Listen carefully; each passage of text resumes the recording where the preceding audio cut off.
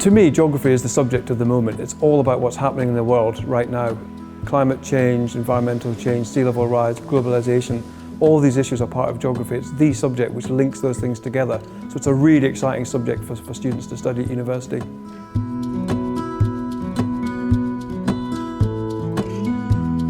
I could hardly think of a better place to study geography than Aberystwyth, to be honest. The proximity of the sea and the mountains and the rivers, and also having the town so close to hand, it gives us loads of opportunity to actually take what we study out of the lecture theatre and take it down into the natural environment.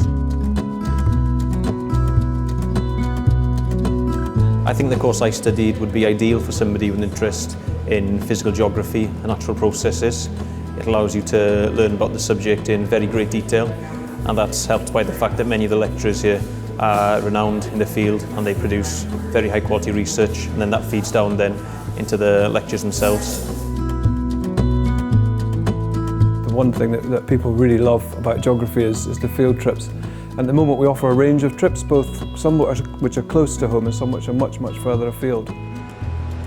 I think my favourite memory was one field trip to Crete, which was very interesting. We went there to study geomorphological features. The department usually does really well in the NSS, and one of the major reasons for that is the way we look after our students when they arrive. I feel it's a very close-knit community, and the support from the lecturers and the staff, particularly from the personal tutors, is very good. Next year I'll be starting a MPhil course with the department, because in the future I'd like to go into academia. Geographers can go on to do a wide range of careers, and it's actually really quite hard to categorise it.